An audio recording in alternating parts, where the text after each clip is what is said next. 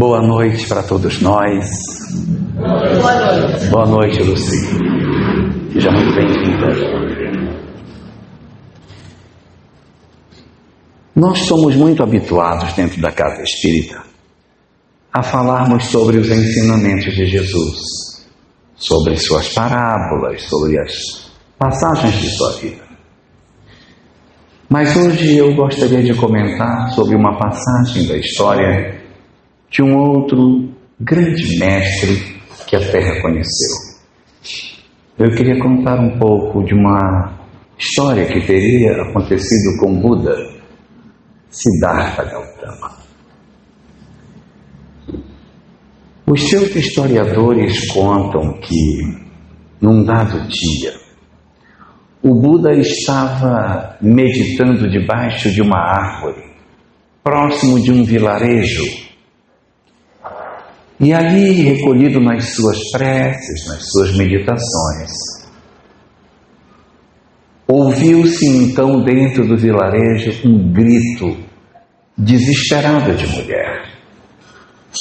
Era uma moça jovem que corria pelas ruas do vilarejo, carregando no colo aquilo que parecia ser uma criança.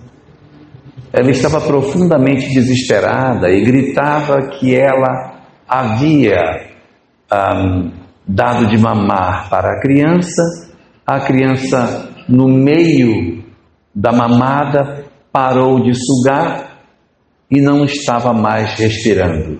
E ela queria que alguém acordasse a criança.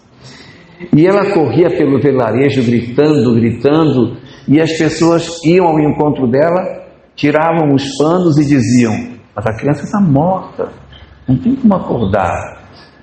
A criança morreu, e ela dizia: o meu filho não está morto, o meu filho não está morto. E corria pelas ruas gritando, procurando por alguém que pudesse acordar o seu filho. E foi fazendo esse tipo de busca de alguém que pudesse acordar a criança, que ela foi saindo do vilarejo exatamente na direção do Buda. Ela foi andando exatamente na direção de onde ele estava meditando.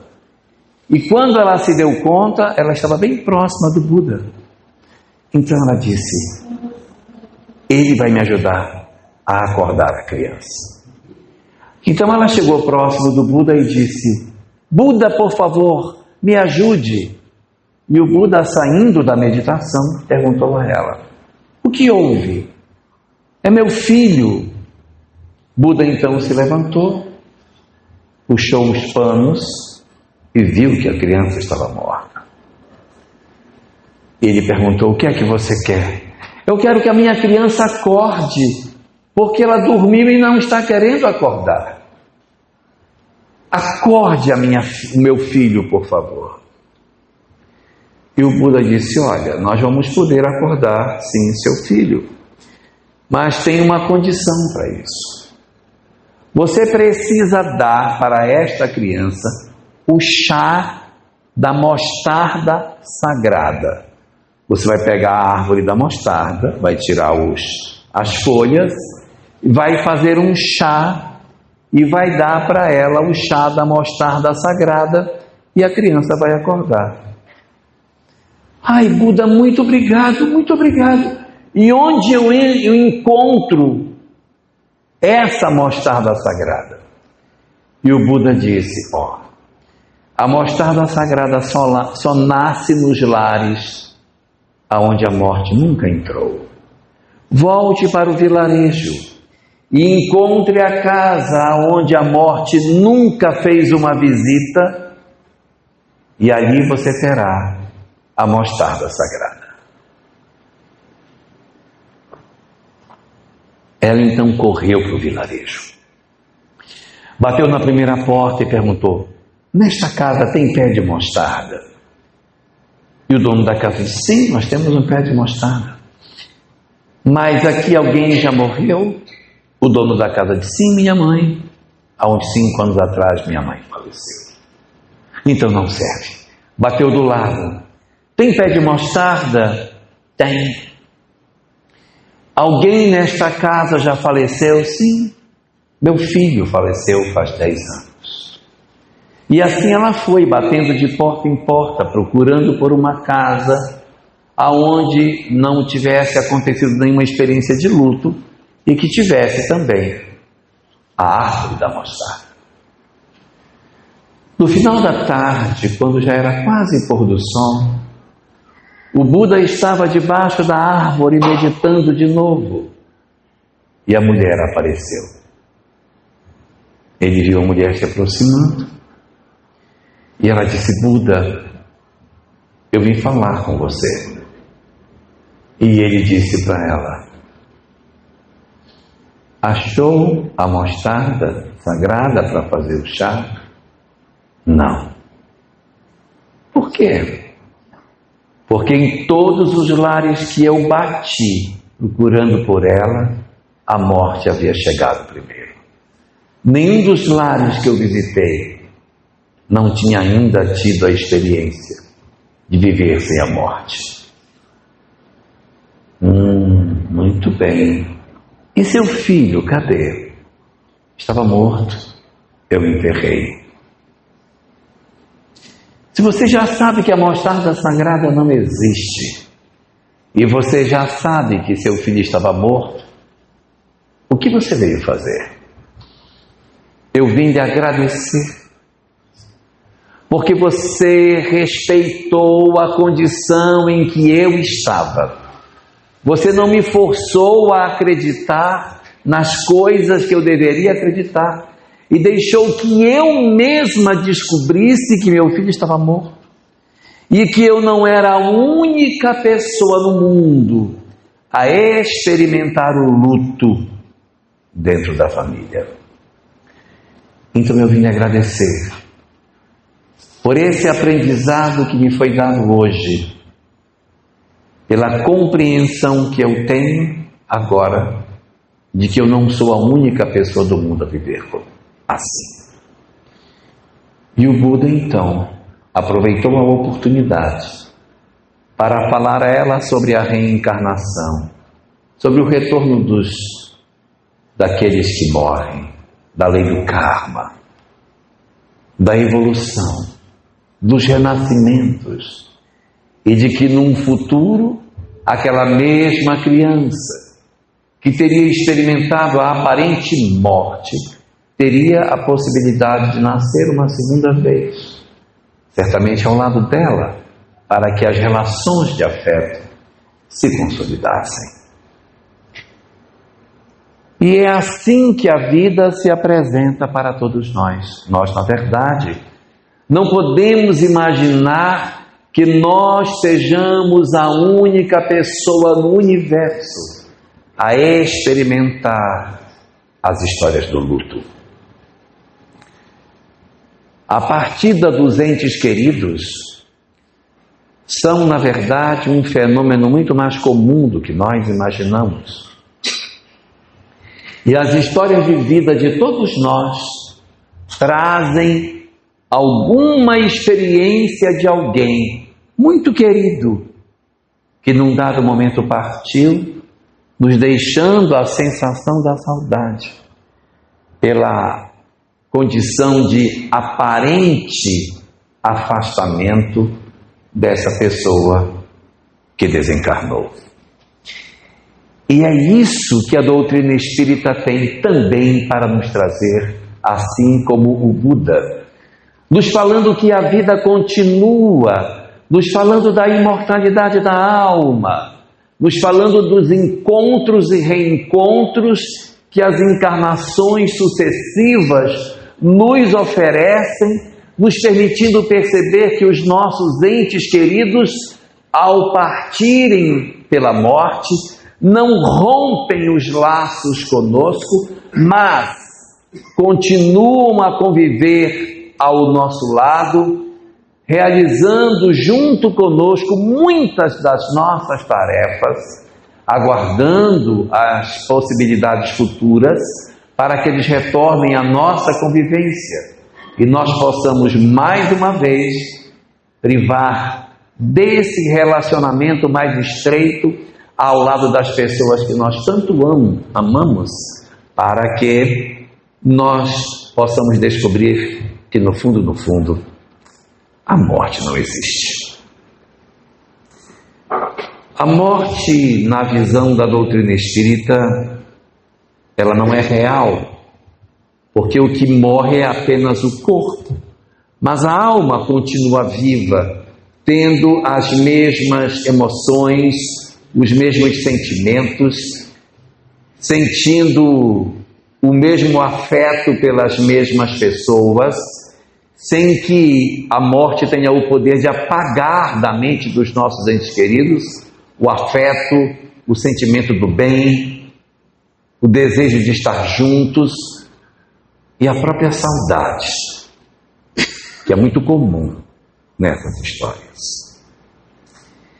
Emmanuel, no livro chamado Religião dos Espíritos, em uma mensagem intitulada Ante os que partiram, traz um conjunto de informações muito interessante para todos nós, que nós poderíamos tomar esta mensagem como base, Ângela, e perceber 4 pontos fundamentais que precisamos ter com relação às questões do luto. Sim, mesmo que nós tenhamos a compreensão de que a vida continua, mesmo sabendo que o que morre é só o corpo, mesmo sabendo que a alma continua tendo as mesmas relações conosco, e mesmo sabendo que nós nos encontraremos no futuro, mesmo tendo todas essas convicções, mesmo sabendo de todas essas coisas, ainda assim, os Espíritos dizem que das dores que nós atravessamos na Terra, a mais grave, a mais dolorosa de todas elas, é a da perda dos entes queridos. Ter a experiência de ver imóvel, dentro de um espaço estreito, o corpo da pessoa que você tanto ama, sem que as mãos se movimentem mais, sem que os olhos não estejam mais voltados para você, sem que você possa ouvir a voz dessa criatura chamando você, sem que nós consigamos novamente ter a convivência física desses indivíduos, dói. Dói demais, a ponto de Emmanuel mesmo, nessa mensagem, dizer que de todas as experiências que a criatura humana atravessa na Terra, a mais difícil de todas elas é a perda dos entes queridos. A perda dos entes queridos é, na verdade,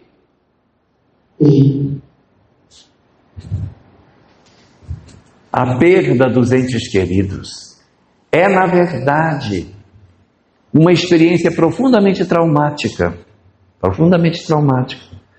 E muitos de nós, diante desse trauma, temos até dificuldade de retomar as nossas vidas, de nos reorganizarmos, de superarmos o golpe da desencarnação e reorganizarmos os nossos corações para os embates futuros que a vida nos pede. Exatamente pela dificuldade que muitos de nós temos, nós conseguimos retirar da literatura espírita, como base nesta mensagem, esses 4 pontos que são importantíssimos para o entendimento da nossa vida. O primeiro ponto que Emmanuel resgata para nós é a compreensão de que todos nós temos o direito de chorar os nossos entes queridos que partiram.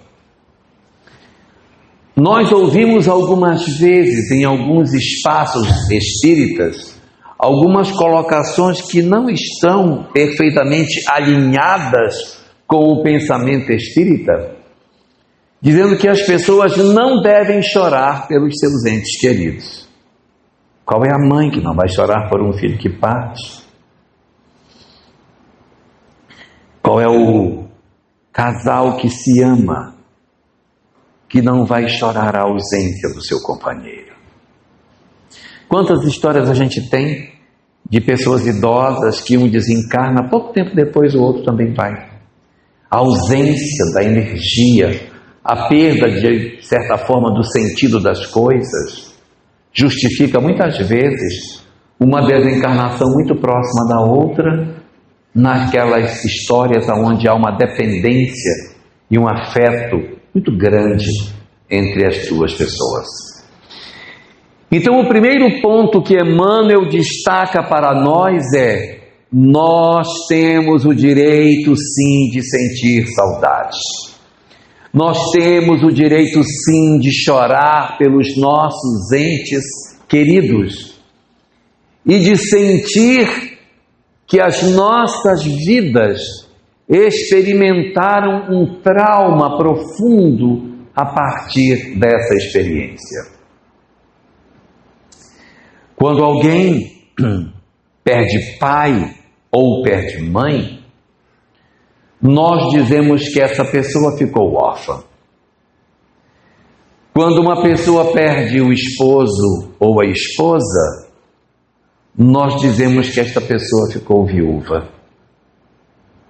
E quando a pessoa perde filho, a gente diz que ela ficou o quê? É tanta dor, que não tem nome.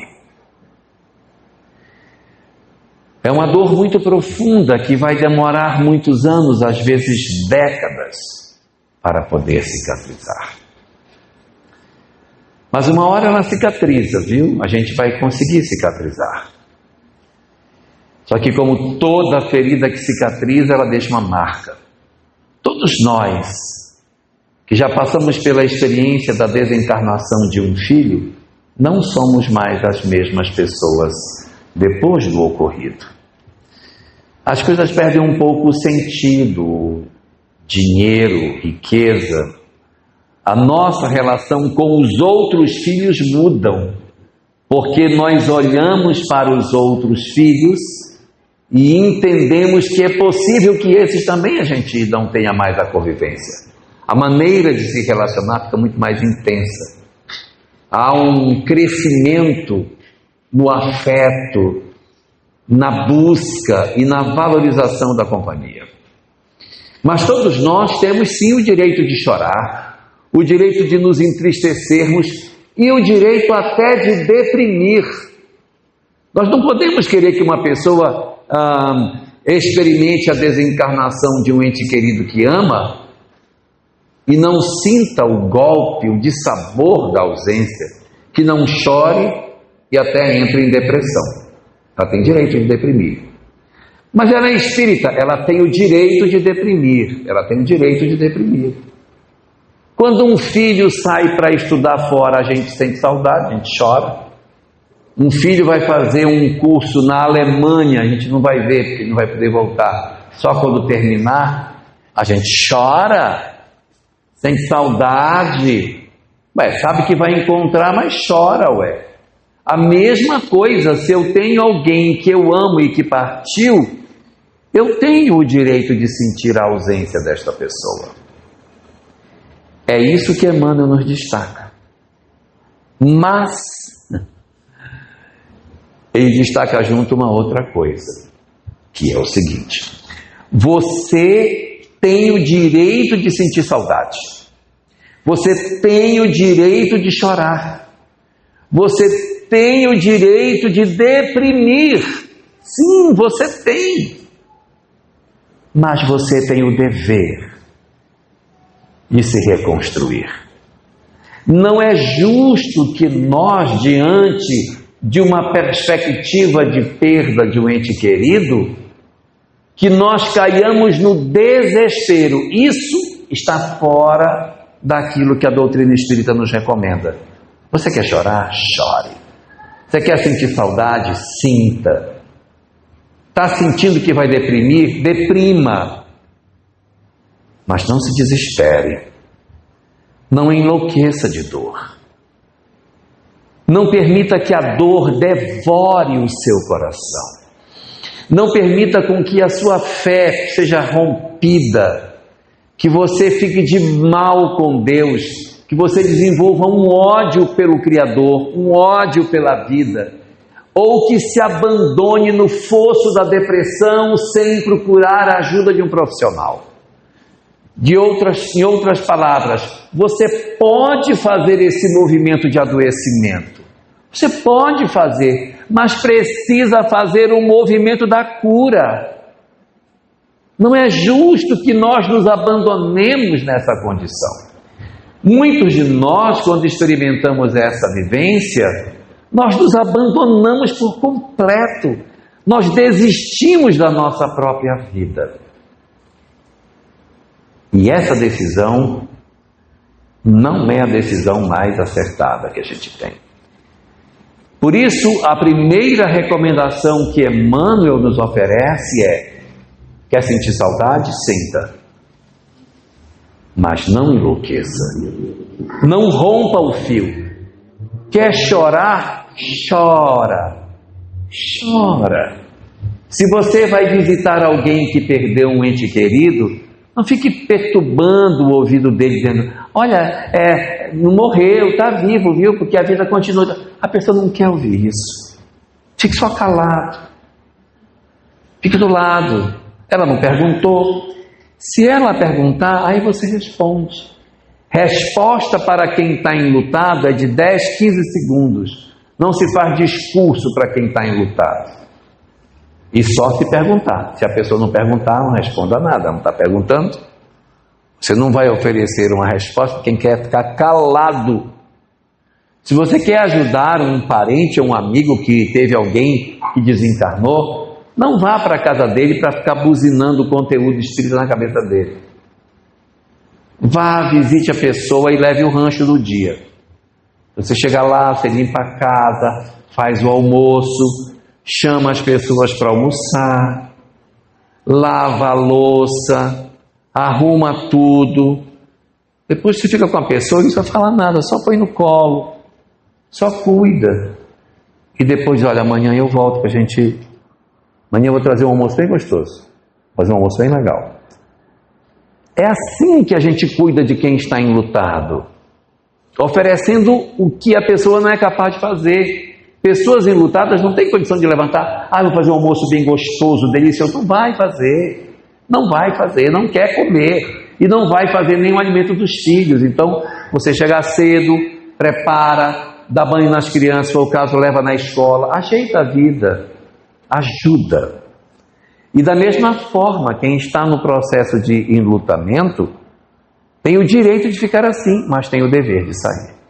Essa é a primeira das 4 recomendações que nós conseguimos tirar da obra de Emmanuel. Por quê? Porque nós precisamos entender que muitas vezes existem dores do luto que nem sempre são respeitadas. Os estudiosos da questão do luto, eles apontam para nós 7 lutos diferentes que existem e que não são respeitados. Vocês sabiam? Tem 7 lutos que a sociedade não respeita. São lutos que a pessoa precisa passar sozinho, calado, engolindo sua dor sem poder falar com os outros. Primeiro luto não permitido pela sociedade. Luto número 1. O luto do feto. Vocês já viram uma mulher engravida? Ainda é um embrião, nem feto é, está ainda com 2 meses, e aí ela perde a criança. Fulana estava grávida e perdeu. Quantos meses? 2 meses. Aí chega lá: minha amiga, perdeu. Você é nova, mês que vem você engravida de novo, vai ter outro menino. e nós não respeitamos a dor dela. A mulher, quando ela faz o exame do beta que deu positivo, ela já é mãe. Ela já é mãe. Aquela criança já é o filho dela. Se acontece alguma coisa que não permite que ela complete a gestação, para ela é um luto de um filho. Às vezes o marido não respeita isso, sabe? Não, estava só com 8 semanas. Esteira. Amanhã ela engravida de novo, né, meu bem? Amanhã vai estar grávida novamente. E isso é uma ferida muito grande, porque mulheres que experimentaram isso, muito frequentemente contam os filhos não nascidos. Elas dizem, eu tive 5 gravidezes, dessas 5 tive 3 filhos. Mas ela conta todas as vezes que engravidou, como se cada vez que engravidou já fosse uma criança completa. Então tenhamos respeito pela gravidez que por algum motivo não se completou e que frustrou na mulher a sensação de que ela poderia verdadeiramente ser mãe. Dos 7, esse é o primeiro. O segundo luto não permitido é o luto do aborto provocado. Uma mulher engravidou, não quis ter a criança e ela decidiu interromper a gestação. Ela não pode chorar esse luto, tá? Ela tem que engolir esse choro, porque ela não pode dizer para ninguém que ela fez. Então ela chora sozinha. É um luto terrível, porque ela chora e não tem com quem partilhar essa dor, porque no fundo ela sente muitas vezes, não é sempre, muitas vezes culpa em função daquilo que aconteceu. Então essa decisão de interromper a gestação leva a mulher para um estado no qual a sociedade não aceita que ela tenha realizado isso e, portanto, ela se tranca dentro de si mesma. Mulheres que vivem essa experiência têm uma chance maior de deprimir, uma chance maior de ideação suicida, têm muito mais chance de serem pessoas com sequelas em função da deliberada interrupção da gestação. É o segundo luto não permitido que a gente tem. Segundo a leitura da doutrina espírita, embora o abortamento provocado não seja a decisão mais adequada, existe sempre a possibilidade da retomada da história. Não há nada que a gente possa ter feito que aos olhos de Deus não tenha conserto. Tudo tem conserto. E se eu cometi um equívoco lá atrás, a gente pode viver de maneira a compensar aquilo que se fez numa mesma existência. Não precisa esperar a reencarnação. Nessa existência mesmo, cuidando melhor dos filhos nascidos, dos netos, sendo uma pessoa mais humana, para de alguma forma compensar aquilo que nos incomoda em termos da história que a gente viveu. Terceiro luto que a gente não pode chorar para fora, só pode chorar para dentro. É o luto do amante. Você se apaixonou por um homem casado, ou uma mulher casada. E essa pessoa que se apaixonou desencarnou. Seu chefe. Aí você vai para o velório, está num choro danado. Aí o pessoal diz, nossa, a secretária está mais emocionada que a mulher dele. Ó. Como ela é sensível. No fundo ela está chorando o amor dela. Mas ela não pode falar. Ela não pode dizer para ninguém que é um amor proibido. Então, o luto do amor proibido é um luto terrível, porque eu não posso falar para ninguém e eu tenho que chorar sozinho a minha própria história. Quarto luto não permitido, o luto do suicida. Muitas famílias têm vergonha de dizer que a pessoa se suicidou, então elas inventam outras histórias. Ah, ele sofreu um acidente, ele vinha de moto e aí sofreu um acidente. Na verdade, houve um suicídio. Ah, ele foi fazer um negócio na casa, caiu do telhado e desencarnou. Para não dizer que houve um suicídio. Não querem que as pessoas saibam. Por quê? Porque as religiões, elas têm uma tendência de apontar o suicídio como algo que não tem conserto. A doutrina espírita diz que isso não é bem assim. Não existe nada que a gente possa fazer que não tenha solução nas leis de Deus. E embora o suicídio não seja uma solução adequada para os nossos problemas, nós temos condição de depois rever as nossas histórias. Os espíritos, quando se suicidam, vão passar por um período de sofrimento, é claro, em função da decisão que tomaram, mas eles vão retomar e vão caminhar, e lá na frente terão a chance de até reencontrarem com os seus amados, com os seus afetos. Eles não vão ser almas condenadas à desgraça. O sofrimento que experimentarão do outro lado é em função do remorso pelo que fazem. E o que é mais complicado do suicídio é que a causa que levou ao suicídio vai voltar. Se a pessoa teve uma cegueira, ela não suportou a cegueira e se matou, o que é que está programado na encarnação posterior para ela? A cegueira. Ela precisa provar que ela passa pela cegueira e não se mata. Então, a gente só se atrasa quando se suicida, porque a causa do suicídio vai voltar. Ah, eu tive uma falência, não suportei a falência e me matei. Tudo bem. Vai para o mundo espiritual, passará por um período longo de sofrimento, de remorsos e tal. Lá na frente a pessoa se reorganiza, vai começar a sua história, vai ter uma história de falência aí, tá? Porque eu preciso mostrar que eu venci esse bloqueio na minha alma. Então nunca vale a pena se suicidar, porque você está se suicidando para depois enfrentar de novo a mesma prova. Melhor passar logo de uma vez, para não remédio ruim a gente toma só uma vez, para não tomar duas. Resultado, esse luto, que é o luto do chamado suicídio, também é um luto que muitas vezes as famílias têm vergonha de contar e não podem chorar o luto dos seus amados. E muito mais pela amargura que sentem, pelas crenças religiosas de que eles estariam irremediavelmente perdidos em função do ato que praticaram. Vão se recuperar. Demora um pouquinho, mas se recupera também. Luto não permitido número 5. O luto do idoso. Ai, perdi minha avó. Que idade que ela tinha? 95. Estava cansadinha já, né? Que bom que desencarnou, que ótimo. Mas você gostava da sua avó. Você gostava dela. Você não tem o direito de sentir saudade do avô que desencarnou. Esse também é um luto não permitido que a nossa sociedade tem. E a proposta da doutrina espírita é que nós não nos permitamos, em função dessas experiências, de achar que porque uma pessoa desencarnou com 95 anos, ninguém pode ficar entristecido pela partida dela. Não faz sentido.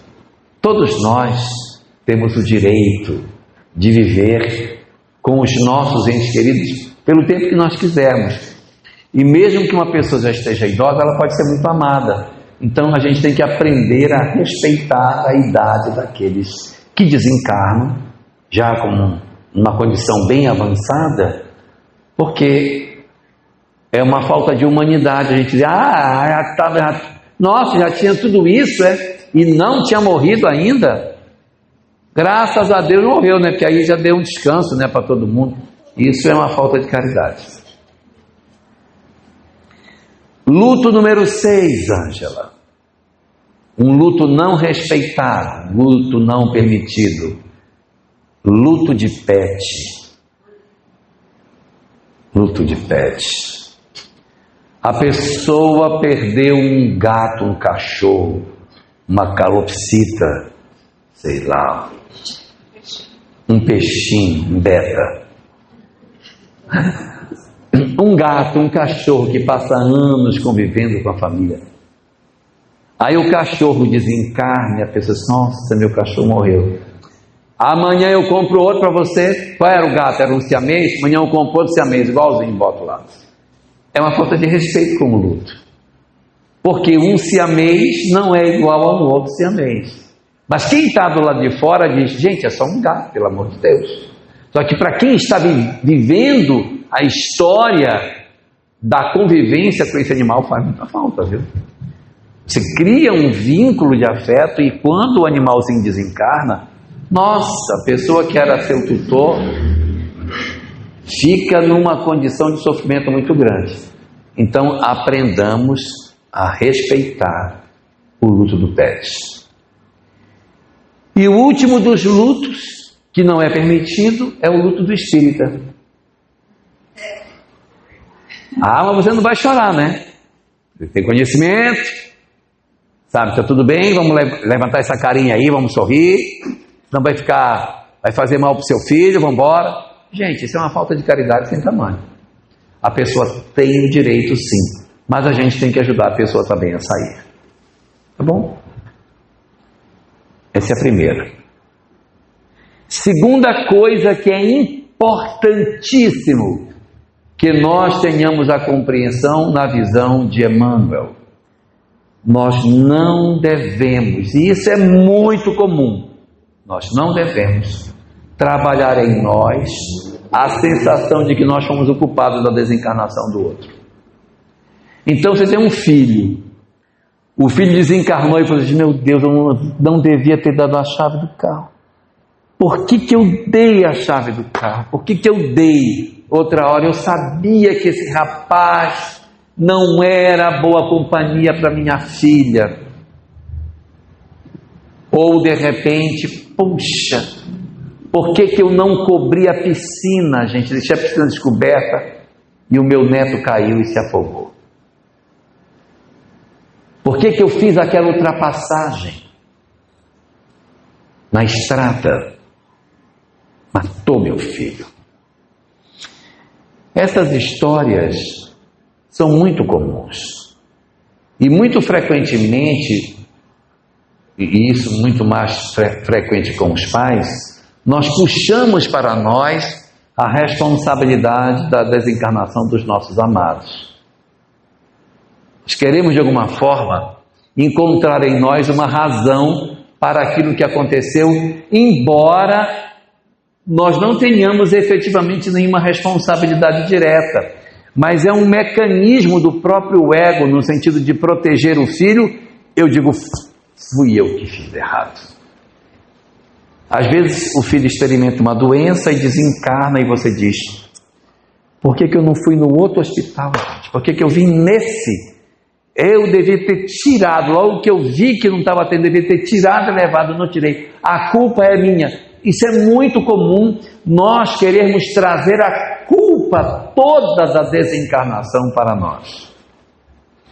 E aqui é importante que nós observemos pontos essenciais no entendimento da lei de causa e efeito.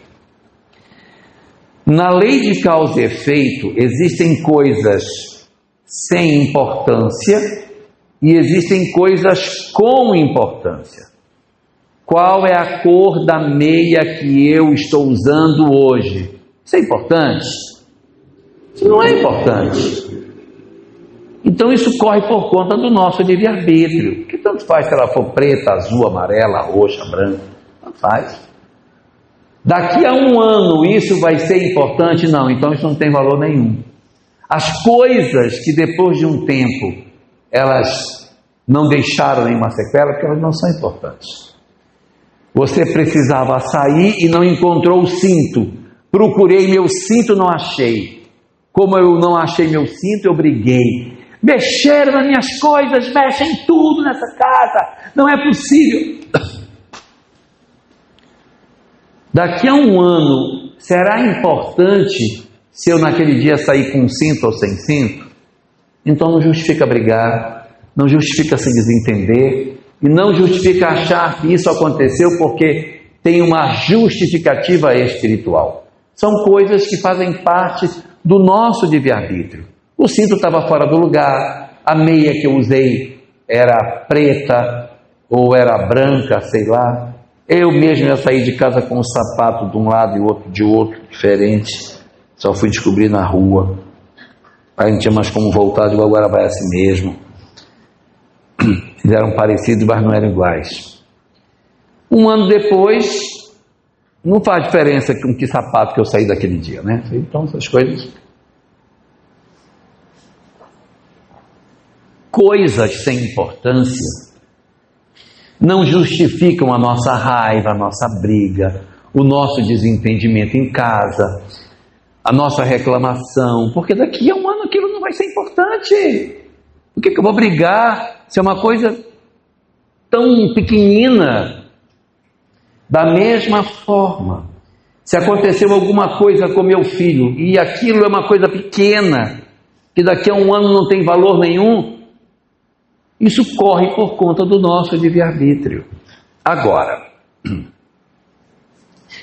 quando ocorre uma coisa que vai deixar sequelas pelos anos pela frente, é razoável que a gente pense que isso esteja dentro de uma programação, porque é relevante na história do indivíduo. E o que é que pode ser mais relevante na história de uma encarnação do que a própria morte?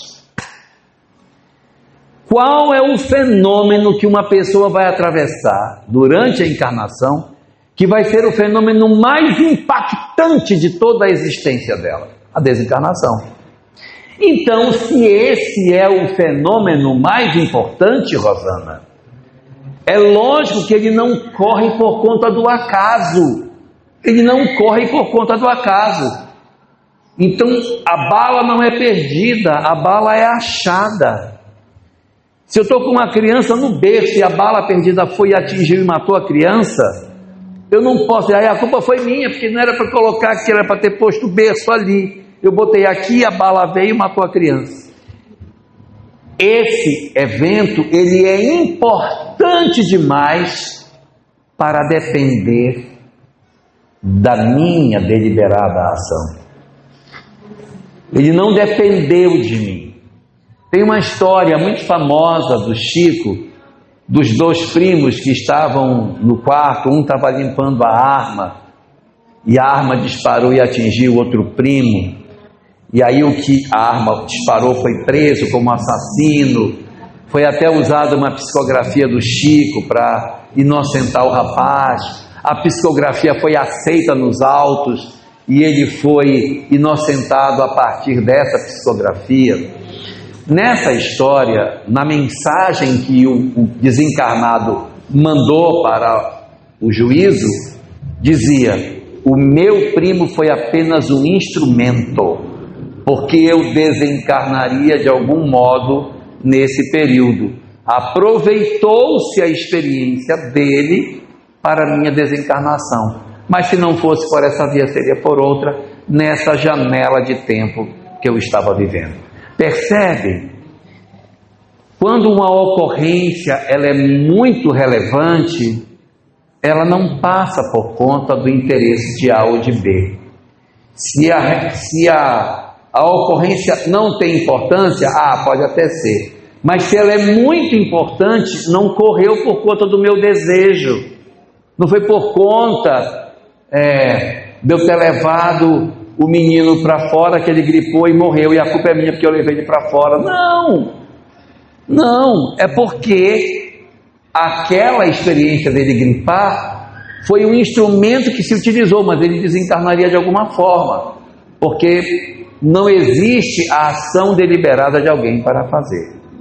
É claro o que eu estou dizendo. Agora tem um detalhe aí dentro. Se nesta ação houve a intenção de fazer, aí eu tenho responsabilidade. Eu vou deixar a piscina descoberta porque eu quero que a minha sogra escorregue, caia e morra. Aí eu tenho responsabilidade. Né? Não, porque ninguém ia deixar a piscina descoberta para o neto, né? Mas para a sogra é uma possibilidade. Então, se a pessoa deixou descoberto e houve a intenção de fazer, então ela tem responsabilidade, porque existe nela a vontade que assim seja. Mas a desencarnação é uma coisa muito relevante na existência e não correria por conta da vontade. Ocorre. Se você tiver a vontade, ocorre. Não tinha um personagem da novela antiga que dizia assim: eu não mato ninguém, eu só faço furo. Quem mata é Deus. Mas na verdade, quando a pessoa atira, que faz o furo, a intenção é matar. Se eu nunca matei ninguém, eu só faço o furo. Aí Deus vai e mata. É um sofisma, né? É uma brincadeira, porque na verdade existe a intenção de matar. Aí o indivíduo tem a responsabilidade.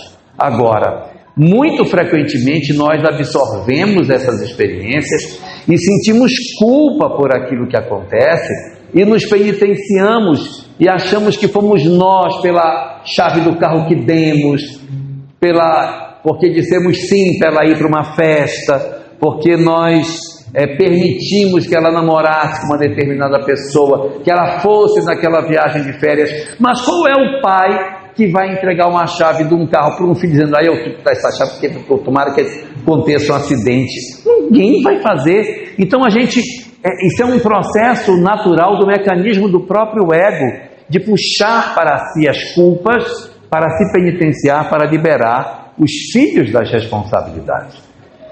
Quando a gente experimenta um luto e cai num quadro de muita culpa por aquilo que aconteceu, sem que nós tenhamos intenção, precisa de terapia, precisa de um psicólogo para ajudar, ou até de um psiquiatra para ajudar a pessoa a sair desse estado de dor, porque às vezes a gente não sai sozinho. A gente entra num processo depressivo e vai precisar de ajuda para sair.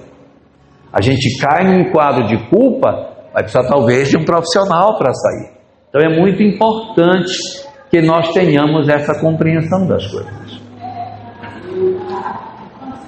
A terceira orientação que Emmanuel entrega para nós, no texto que ele nos oferece, é nos destacando o fato de que muitas vezes, isso é compreensível que a gente faça, né?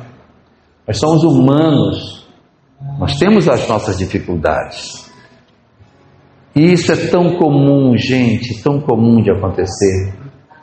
Você tem um filho e o filho desencarna. Quando a mãe chega em casa, ela entra no quarto do filho e ela vê os objetos. Ela vê a lição que ele nem terminou, a lição ficou pela metade, com as raspas do lápis que ele apontou na lição que ele estava fazendo. A roupa que está virada do avesso, suada, com o cheiro dele no canto do quarto. Ela muitas vezes não tem coragem de se desfazer. E ela transforma o quarto do filho no museu. Fica tudo trancado, ela não mexe uma coisa de lugar. E costuma entrar nesse quarto para chorar. Toca nas roupas do guarda-roupa, alisa a cama, cheira a roupa ainda com o cheiro dele, mas não tem coragem sequer de lavar as peças. Isso é comum de acontecer. Fazer do quarto um mausoléu. A gente precisa cuidar disso. É lógico que todos nós temos saudade, a gente gostaria de deixar essas pessoas conosco. Eu tenho uma amiga que a filha dela desencarnou tem 10 anos. 10 anos. E a filha pediu para ser cremada. Ela cremou a filha e levou as cinzas para casa. As cinzas estão em cima de um armário na sala. Ela não tem coragem de jogar as cinzas fora. Ela disse: eu já saí para jogar essas cinzas 3 vezes. Tem eventos que vai todo mundo jogar as cinzas. Eu vou, levo, quando chega lá na hora que tem que abrir a urna, eu não consigo e volto com a urna para casa. Ela está presa na urna da filha. Quer dizer, não é uma sepultura, não é um quarto, mas são as cinzas que ela decidiu ter como a referência da lembrança daquilo que a filha seja, e mesmo sendo espírita, a dificuldade de lidar com essa questão. Muito difícil. Mas o que a doutrina espírita nos recomenda é que nós não critiquemos quem faz isso.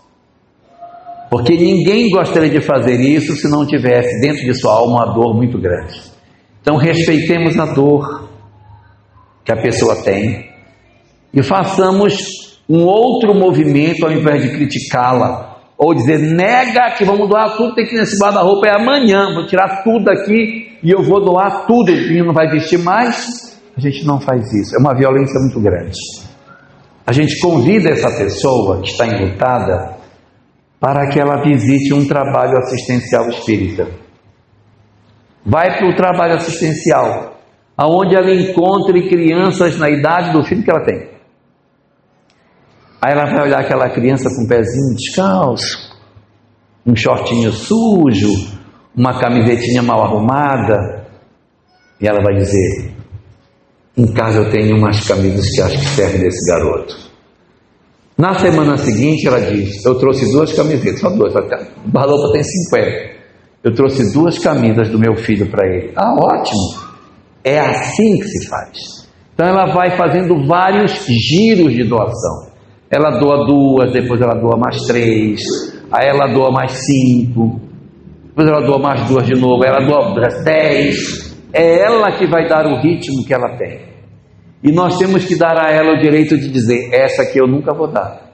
Porque era esta roupa que ele estava no dia que a gente foi passear não sei aonde, vamos fazer um passeio lá em Registro, foi tão bonito o nosso passeio, ele estava com essa camisa nas fotos, essa eu não vou dar. Não dê, não dê. Nós temos o direito de não dar. Essa aqui eu quero guardar de recordação, porque se não for assim, nós vamos jogar até as fotos fora, né? Porque eu vou querer foto. Joga as fotos fora, não é verdade. A gente guarda as fotos e guarda aquilo que a gente acha que é relevante. E deixa com que a vida se encarregue para que a gente vá fazendo naturalmente essa desvinculação daquilo que nos perturba. Lembrando sempre que o objetivo é respeitar a pessoa, mas estimulá-la para que ela dê um passo decisivo. Senão ela fica coagulada naquela posição e não se movimenta mais, o que é muito perigoso, que ela entra num estado assim de cristalização e ela não sai mais daquilo. Em Porto Velho, cidade que eu morei 35 anos, tem uma moça lá, uma senhora lá, que ela perdeu a filha dela na BR, na entrada da cidade. Já deve ter uns 30 anos que a filha dela desencarnou. Uns 30. Até hoje ela vai no centro espírita, com roupa de casa, aquelas batinhas de Fortaleza, rosinha, de bordadinho branco, chinelinha de dedo, ela vai para o centro espírita desse jeito, com roupa de casa, nunca mais pintou o cabelo, e quando ela encontra as pessoas do centro, ela diz, a minha filha, eu perdi minha filha, eu perdi minha filha. Ela não conseguiu sair.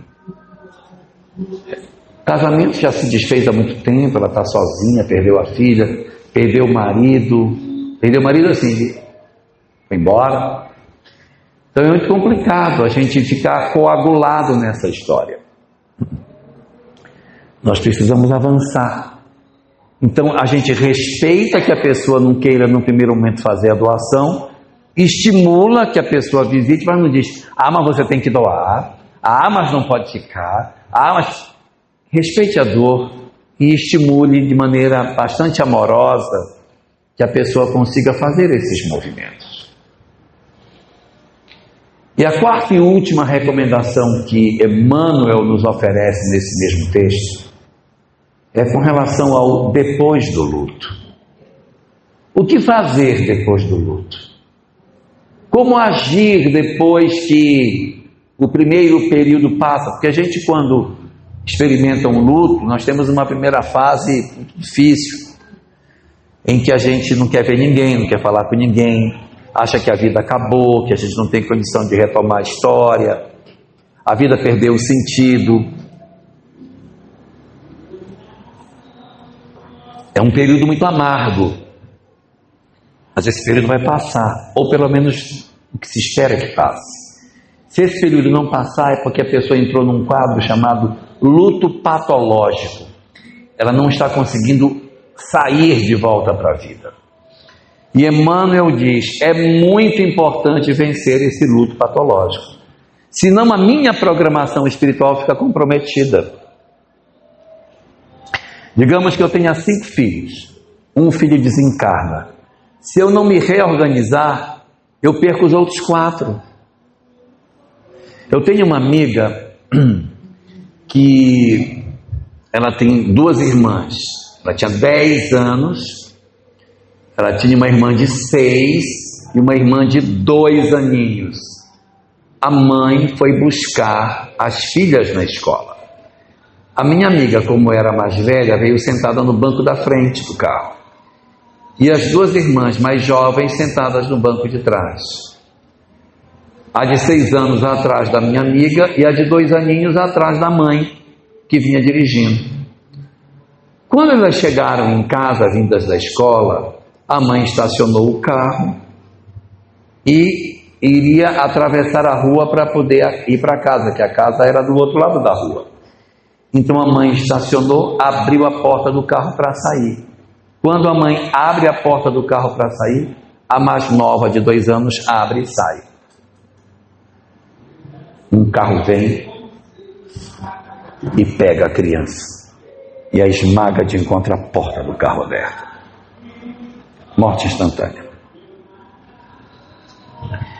Minha amiga conta essa história e diz assim: a partir dos 10 anos eu fiquei também órfã de mãe. Eu perdi minha irmã e perdi minha mãe.